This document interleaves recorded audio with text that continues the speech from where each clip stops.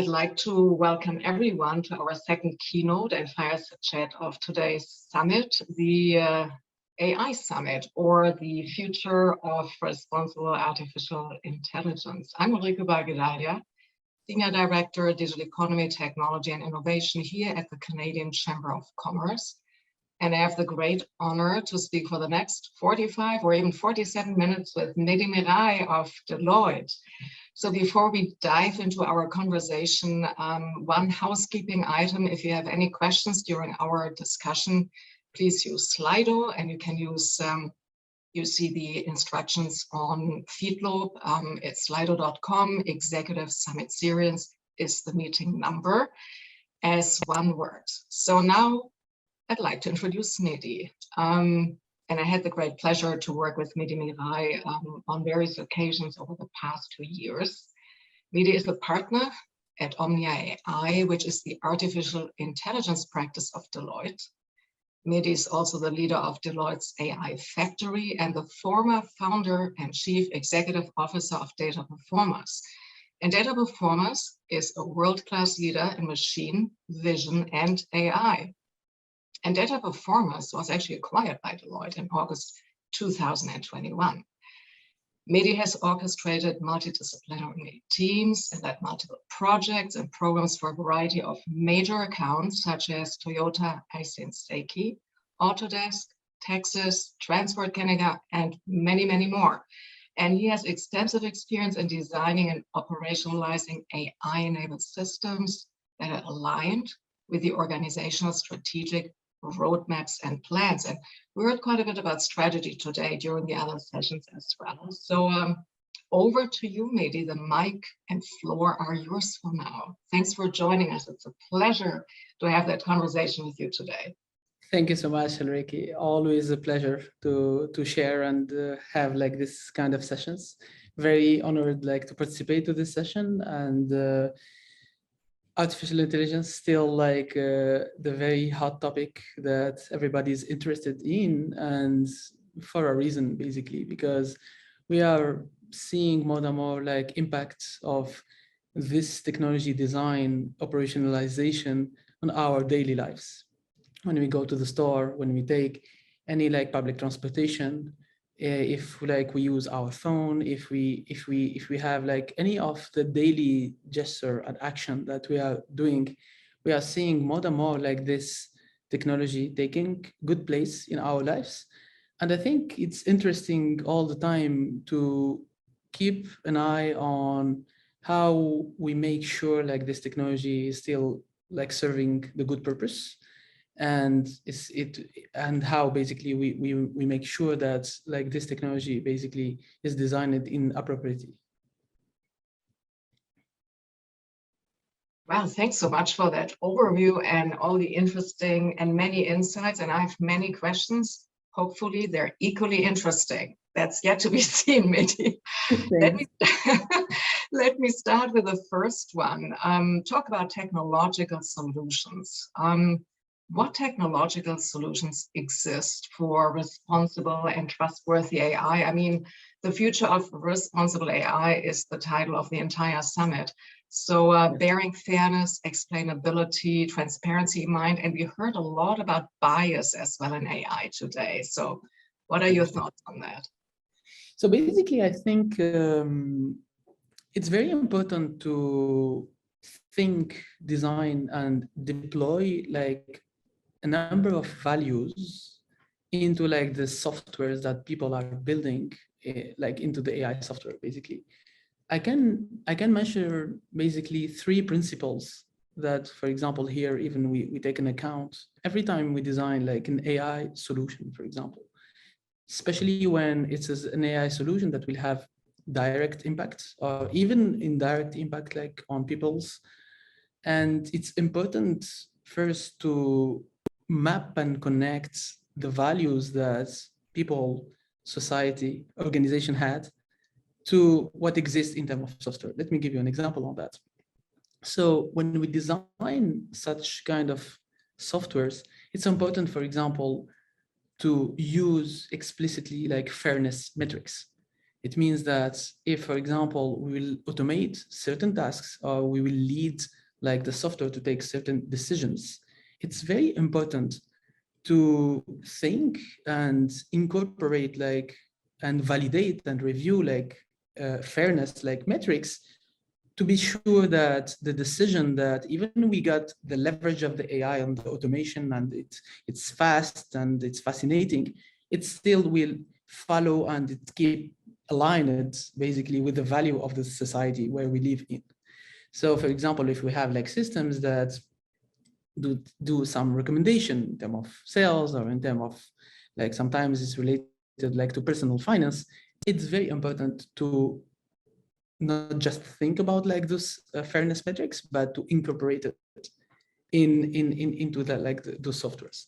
The second very important principles, and we started seeing it in the industry more and more in the software industry, is more, I will call it the fairness by design. It means that before even we get into building something, from the start, like the whole solution should and would be like completely like designed around like this fairness principles. So like the processes that are defined like from the start, from the upper management or like from let's say the people who think about the software, they need like to clearly, explicitly like communicate like how they are respecting those fairness metrics until the execution and the team that will design and build and deploy like this kind of softwares, that they ensure like this fairness principles, they are respected. A third and very, very important point, and I think it was a hot topic too, which people speaks about, transparency, like in artificial intelligence or interpretable model. To give you quick intro about the principle, you know, think of it that a human being is interacting with the software to basically do an action A or B or C. The advantage of those softwares is first the availability. So today, for example, I can check my bank account anytime because there is a software available for that. So it does not close like a certain moment and etc. So, and also I can do operation automatically. So this facilitates like my daily life actions and etc. But in the same time, it's very important to have a certain degree of transparency and being able to have what we call the explainability available to the end user. So if an end user had like, for example, a negative impact because of a software that, for example, gave a score or something in that sense, it's very important to be able to explain to that end user by another human being the results and to take like an account like basically the feedback of that end user. And to have that, it's very important to have it like from the start, like to have like by design a solution that is made around the transparency principle, basically.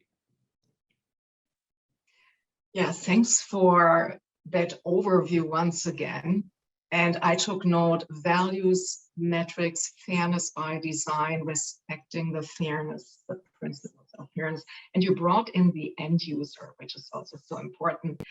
So that brings me to the question, what is Deloitte, where you are working and heading up so many exciting AI initiatives, including the factory, doing in that regard as an organization? So basically, as a firm, first, it's very important to mention that those values first are top priority within the firm. Like it means like building like systems that guarantee like those kind of values. It's go from the topest management until like the execution and the design of the softwares. So one of the first action was what we call like the AI literacy. So we try to help all the professionals within the firm to understand very well the capabilities of the artificial intelligence, but also the limitations. Understanding the limitations is very important. So it can help like people basically to manage their expectation, to know that an AI system, for example, can automate simple tasks, but other decision that takes like, for example, taking into account people situations and big decisions, it's very important to keep the human in the loop. So the AI literacy first helps people to avoid like mistakes that could happen by designing artificial intelligence solutions.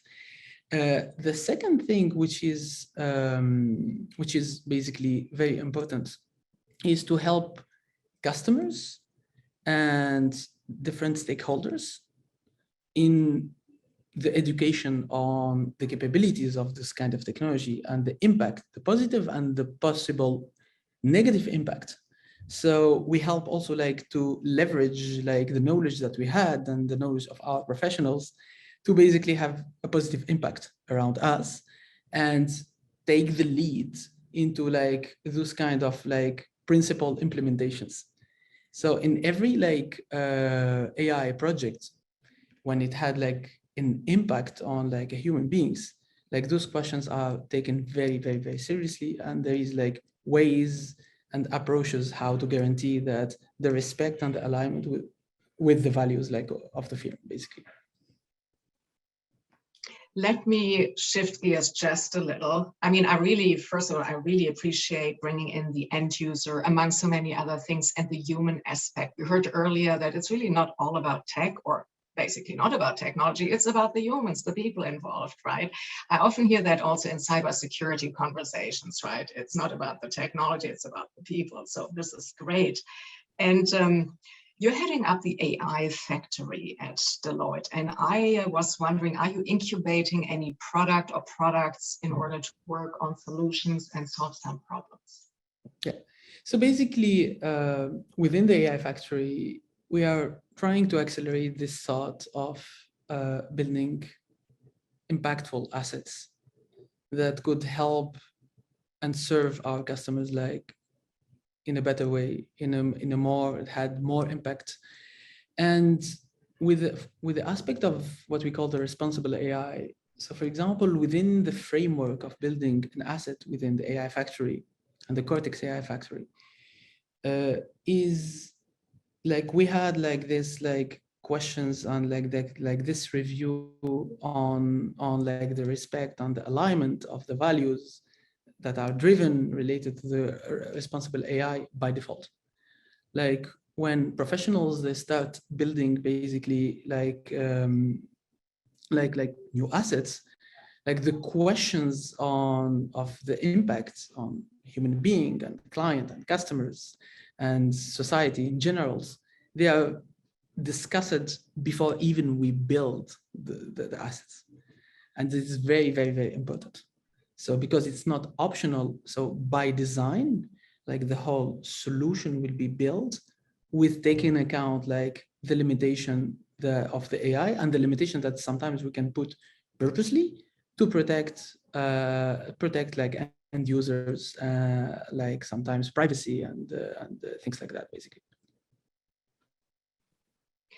So Mehdi, should we apply then to every and any AI project trustworthy AI, responsible AI, or is it just AI?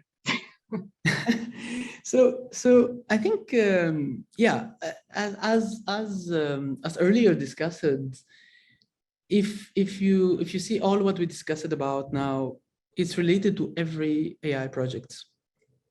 And why AI specifically?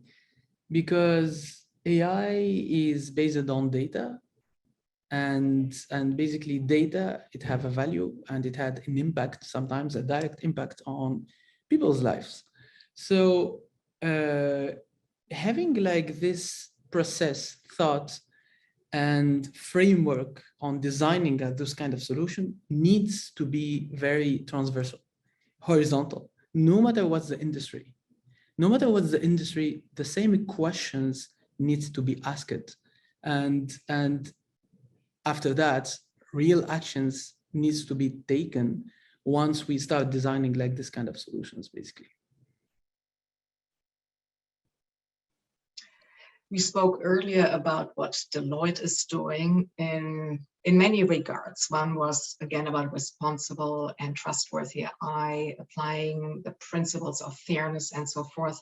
Moving from Deloitte to government, what, in your view, should government be doing or applying in the world with a focus on trustworthy and responsible AI? And we heard this morning as well from our CIO of Canada, and some really, really great insights on many areas. So what's your view there, Mehdi?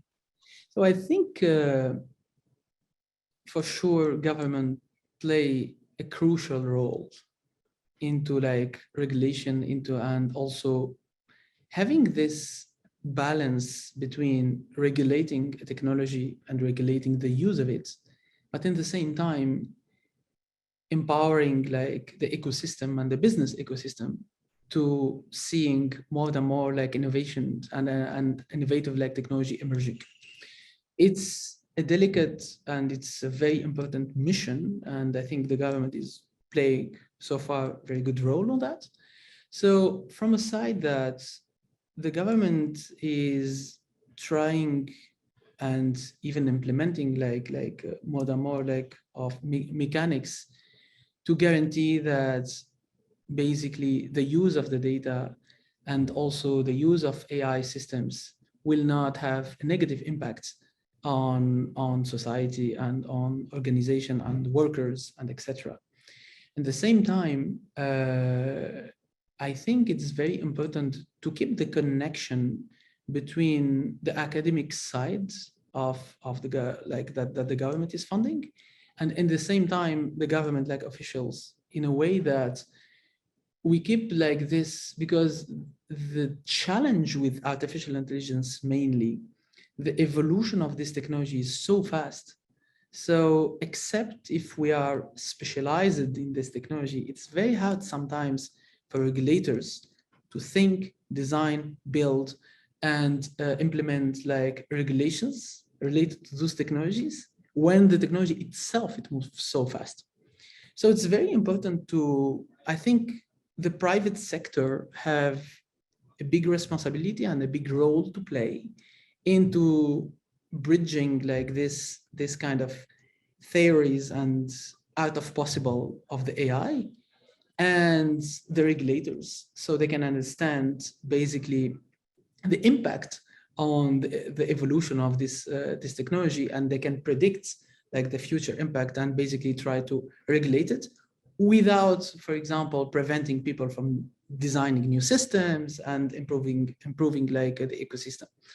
I can add also another point regarding funding. So I think it's very important to still continuing funding like the local technologies here, and continuing funding like our researchers to basically still stay basically ahead of the curve and being able like to basically help like organizations, small, medium-sized companies also, to be able to adopt this technology and leverage like their capability to serve customers and export like basically their service and product. So the government is playing the good role of orchestrating like effort, resources, and also regulations to have a certain order, but it will be like a positive order in a way. That might actually lead to the question, if you don't mind me jumping just into the chat, because you touched upon so much that I think that would actually address, which is who should be held responsible for the AI consequences. We talk about responsible AI now. Who might be responsible for the consequences of AI? And you talked about regulation, maybe a bit of policy. So is there anything you want to expand on? So I think it's a tough question, and we all have seen maybe sometimes in the news with the emerging of self-driving cars, and that was an excellent, let's say, business case and use case where those questions are very relevant, like who's responsible on issues with self-driving cars, for example. It's a tough questions, to be frank. In a way, it's very hard to have like one answer to that. But I think there is a framework of thinking on how we can approach the problem. I think it's a shared responsibility between the AI designers, the AI user, and basically the authorities. The AI designers, if, for example, we start more and more enforcing like regulation in terms of like fairness, in terms of transparency before like deploying things and having technology having impact on personal lives, this can reduce like the risk of having issues in the future. The responsibility of the user is to use responsibly the technology itself. After all, AI, machine learning, deep learning, all of that, they are tools. And the tools in the end of the day is the human being is using it. Depending on the user and the way we use like this technology, I think the user have part of, let's say, responsibility. And in the same time, we should like basically frame how we use this kind of technology depending on each business case and use case. Third, in terms of authorities, and we spoke about the point earlier where I think it's important to keep the effort on aligning new technologies and new capabilities with regulations and new regulations. So the new regulations will be like up to date all the time with new capabilities. So to avoid basically any kind of future negative impact. And the three of them can play basically a good role to establish an environment where we can enjoy and leverage this kind of technologies and minimizing the risk to have a sort of chaos. Well, thanks for that. That was like an in-between question, which is, and I agree with you, it is very challenging to answer. And what I like is that you pointed out, which is with any actually devices, technologies, even appliances, driving a car and so forth, any engine machine, it is the end user. We need to, as you know, individual citizens, take responsibility and be accountable. So thanks for pointing that out and holding us all accountable as we sit here meeting. That's a great point. Absolutely. That makes me really wonder, as we talk so much about responsible AI, trustworthy, will the day ever come where we just call it AI and trustworthiness and responsibility become an intrinsic part of AI and the AI journey? Do you think that's possible? I think it's totally possible. I think, and I'm seeing more and more like, you know, conversations about responsible AI. I still remember like the lab conversations that we had like during my research career. And because of the technology was early stage at the time and there's few use cases, but limited to experimental use case. Few use cases were like deployed in the everyday life, especially for the deep learning one, for example, to mention a sub-technology. And those questions emerged from the day one. And I think we should be glad that the fact that those conversations, they are not only limited to a group of experts. Now we are seeing like those conversations happening like in the biggest, let's say, events, in the highest authorities. And people like, I think the message was successfully like transmitted to the right people in a way, to basically seeing like emerging like real actions, real decisions that are very pragmatic into that sense, in a way that it's not anymore limited to a theory. We are basically seeing like regulations. They are seeing like basically like framework of designing of artificial intelligence that implemented in real companies for real customers. So I think we have successful progress in that sense. We are going into the right direction. I'm very optimistic. Well, that's great, that excitement, enthusiasm, optimism. It's so important, keeping a positive mindset while realizing there are always risks and pros and cons. So this is Absolutely. great, Mehdi.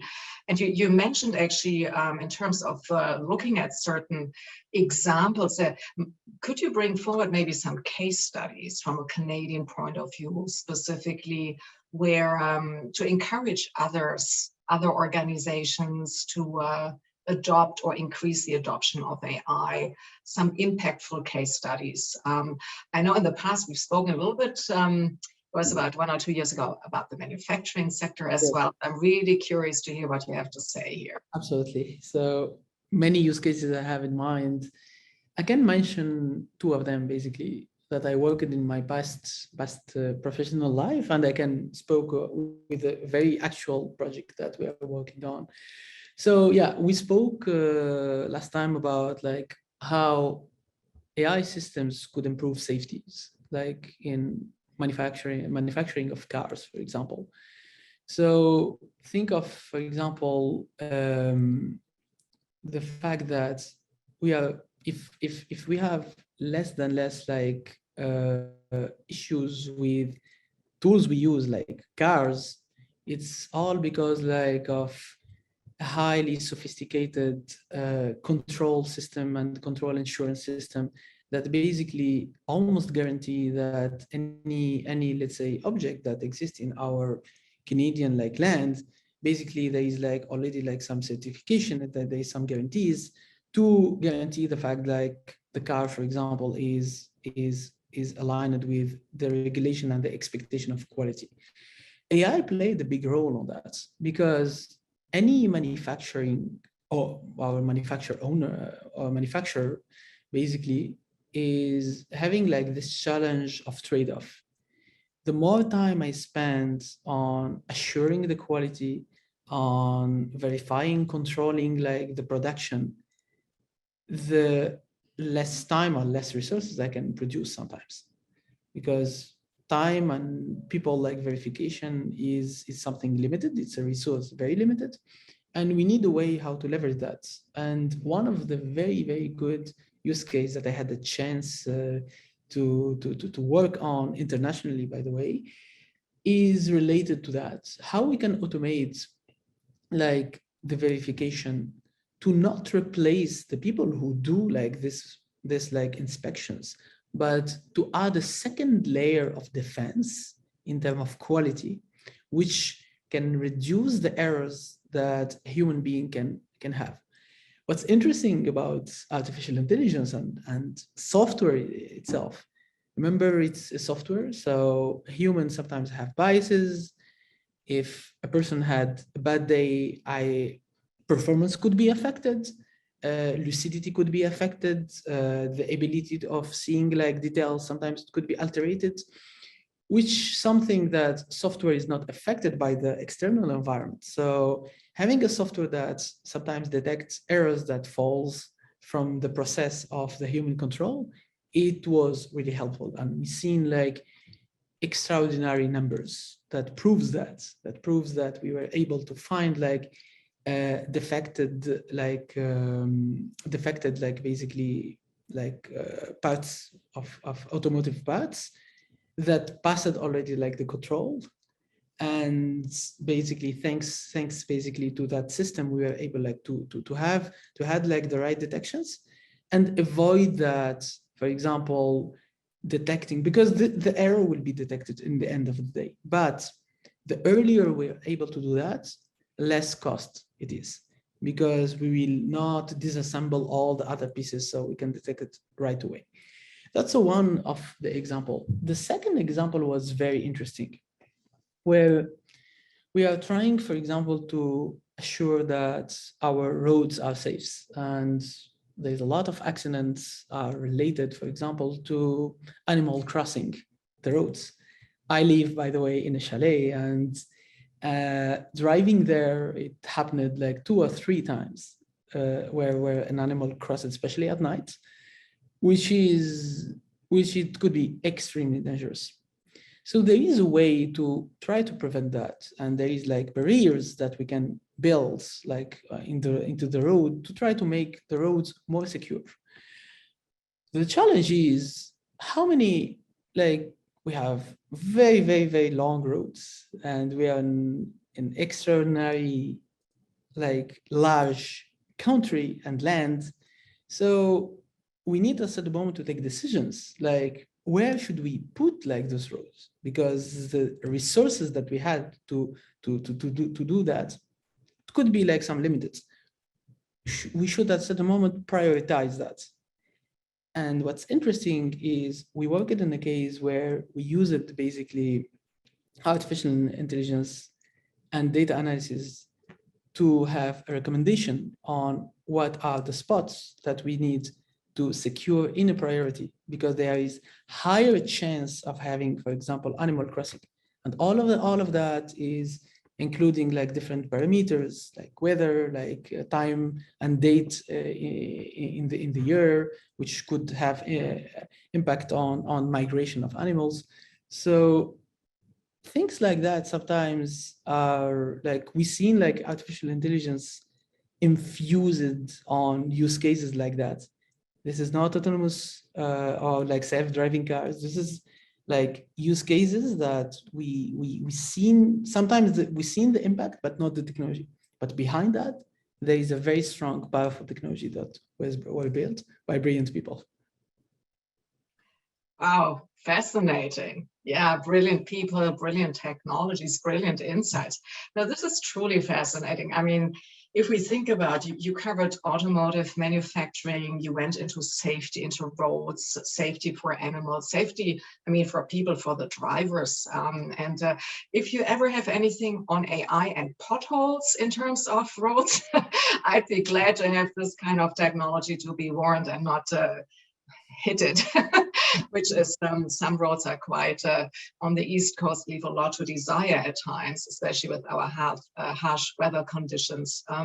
So different, you talked about case studies and you touched upon sectors already. So I want to follow up a little. Are there any particular sectors, you pointed out a few that are leading in terms of AI and some that are lagging, and there are reasons for these things, as I call them, whether you lead or lag.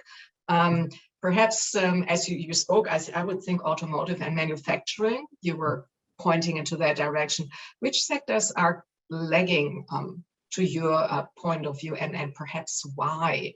Is there maybe hesitancy or not as developed so far?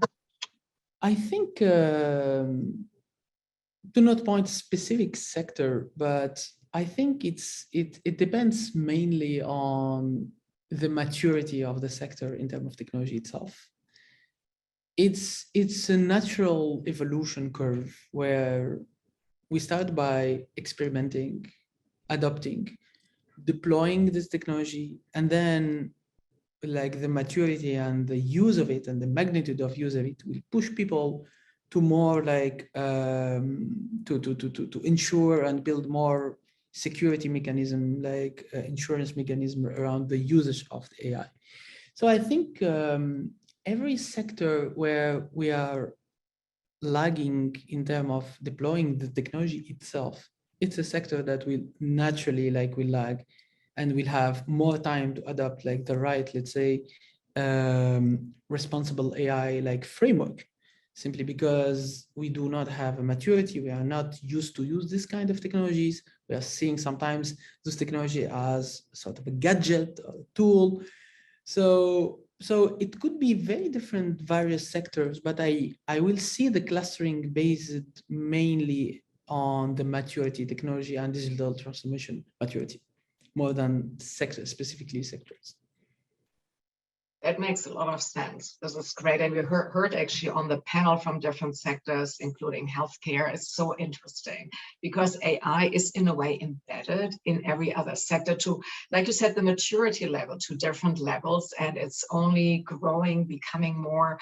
And so this is a really fascinating outlook, I find. You're in a great field, Mehdi. It's just really, the future, which just also brings me to the workforce of the future. I always feel that no conversation can be had without the talent conversation. We heard a little bit about talent earlier through various conversations. And What particular conversation, in your view, should we have on AI and talent? So curious to hear about that. I think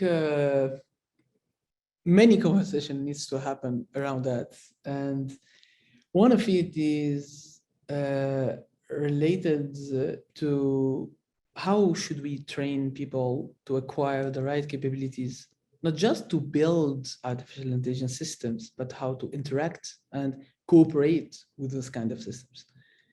I personally see the future as a symbiosis between like AI softwares and human being like capabilities. And we've seen that sometimes in a very transparent way. Like we are assisted by softwares every day. Like I open my computer and most of my tasks are assisted by computers. I open my email, when I search an email, there is probably an AI system that helped to rank the right results. So it saved me the time to go through all the emails to find the right one. So this is a very small thing to show that AI already exists everywhere. And sometimes it's not in a spectacular way, let's say. I think because of the speed of the adoption of this technology, I think it's important to start to educate people, even at early age, on what is this technology, what are the real capabilities, what are the limitations, and how we can build things like that without any technical knowledge, but at least frameworks on how to keep it aligned with our values. So I think it's very important because my daughter like will live in a world where those technologies are present in every aspect of her life. And I think it's very important to have this education beyond like the IT and technology careers. The second conversation that needs to happen is seeing basically the real size of the AI in a way that I think it's important to stop thinking of AI like a human entity or like AI think, AI will do, AI is a sub-technology or a technology part of a software. And the software is built by a human being. And it's hard-coded. It does not like rebuild itself and things like that. And I think sometimes those conversations, science fiction and all, but it takes so much space. So it alters the vision, and it takes the space and the energy that should be allowed on how to build impactful use case that not necessarily spectacular, but had impact in our lives. And I think this is an important conversation. And we are going into the maturation, let's say, of this technology. It's getting mature more and more. Like I can recall the conversation I had in 2015 about deep learnings, for example, are very different from the conversation I had yesterday. So we are going into the right, let's say, direction. We need more education on that. And that's such an important point, Mehdi. Thanks for pointing that out, because education, and as you say, it is everywhere, AI, and I think we use it in so many instances and circumstances. We don't even know it's AI. We just take it for granted, right? Whether it's Siri or, I mean, there's so many examples. And when you explain to people, that's actually artificial intelligence, they go, what? I'm using it all the time. That's what it is. Yeah. Somehow that term, it's for some people, it seems complicated, but like you say, it's simple. It makes a difference and impacts every aspect of our life. And I think all of us use it without knowing we're using it, actually. The pace, I also would like to comment on, because you talk about the pace of technology and that it's really difficult in terms of regulation and policy, even education, another element you mentioned, because if you get educated and you have a certain degree and it takes you many years, you just graduated and you're already behind because technology again has moved on. So we are really always in catch-up mode, and we, as much as technology matures, we need to mature and also really catch up on, it's a fast-paced world. Another and last aspect that I would like to look at for now is AI and tech for good. I had many conversations these past few months about tech for good. Is there a conversation to be had about AI and tech for good? Anything you wish to share there? I think we have seen a lot of great initiatives related to tech for good, and just the word tech for good push people to think on the purpose of what they are building. And sometimes, you know, in our daily life, we forget about things like that. And it's very important, like, to keep it in mind and to take a minute of break and think why I'm doing what I'm doing now. And the Tech for Good initiatives helped a lot the scientific community and then basically organizations working in AI into building, let's say, or prioritizing, let's say, good impact technologies, and think of like the impacts beyond just like economics, or like as a priority as well. I think you know, I can mention like some priorities, which is like environmental. Like now questions are raising, and I think it's very, very important, like to use the leverage that we have on AI to solve like the biggest challenge that we had around like environment, for example, today. And environment problems, they are scientific problems first, and then they are behavior problems and education problem. That AI can play a big role on it, because we are able like to analyze data like what we are not able like 10 years ago. We are able like to basically detect like greenhouse gas emissions in the frequency and the precision that we were not able to do like few years ago, or 3 or 4 years ago. So there's a lot of raising technologies that we need like the right incentives, I think, to basically like have it start seeing like great impact. And we have the technology and we have the problems, so we need just to take a step and start building this kind of things. And talking about taking the next step, I'm taking now a step maybe and look at the questions that came in. Let's see what has come here. I have it right here. Open this up if it gives me the, oh, that's an important one. I mean, all questions are important. I'm particularly excited about this one. It talks about certification, and because we often, I mean, again, you know, I work a lot in the cyber world as well, where we talk about cyber certification. And so are there any initiatives that you can point us to that aim to develop certification for trustworthy AI?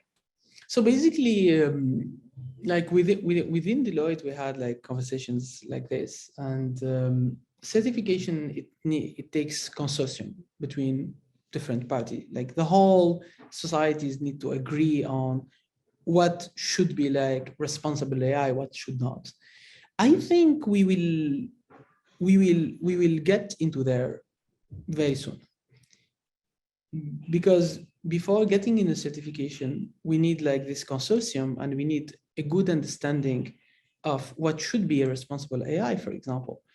And we are in a stage now where like we democratized like those kind of conversations, and now it's understood, and there is a lot of effort and work that have been done. Like in Montreal, for example, like we had like basically big initiatives in Montreal, like around like responsible AI. So we have all the necessary pieces to basically build a good playground for regulators to basically think of how we can certify a technology, or how we can certify like a software. So I think it's something that will come soon, because most of the elements are already here. And I think, thank you so much. There is one more on a specific question in terms of actually Deloitte or a consulting firm per se. What do you see as a role in terms of the consulting firm or being a consulting firm, and even your ambition to play in the field or on the field of artificial intelligence? What motivates you and why are you playing in that ground? I think Deloitte naturally have very big impact into the society and in the ecosystem of business. And I think it's our responsibility basically to drive and lead those kind of initiatives. And the good news is we are already doing it. We are already doing it through, for example, we have trustworthy AI as an asset. We have a product that basically helps into like automatically basically guaranteeing the fact that by design any AI model and software is respecting the fairness like in the index, so let's say KPIs and things like that. So there is already an effort and there is like a pragmatic like tools that Deloitte invested in to basically support those kind of initiatives. The second thing is because of the AI literacies that happening within the firm. So the principle and this framework of responsible AI and trustworthy AI are infused in all the efforts and the engagements that AI like that Deloitte is leading. So this will guarantee even a bigger impact because all what we will be built with the respect of those designs, basically.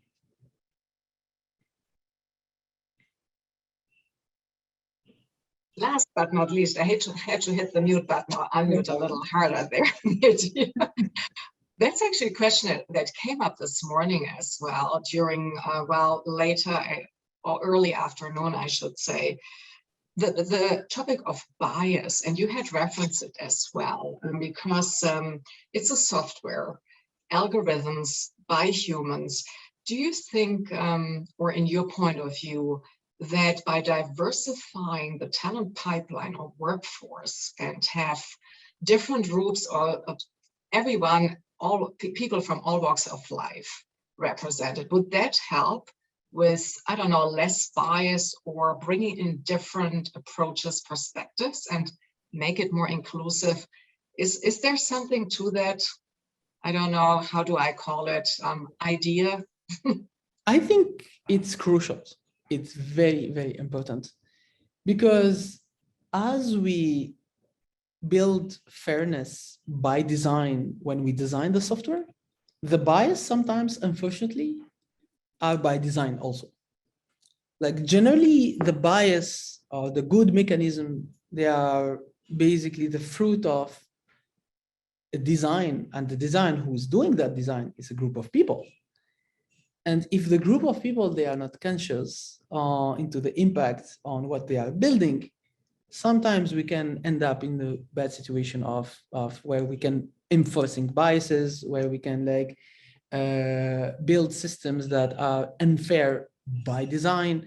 So I think it's having like enforcing and guaranteeing like the diversity of the teams that build this kind of softwares is crucial to have an outcome that basically represent their thinking, represent their diversity, and basically will represent the whole society of nowadays, basically.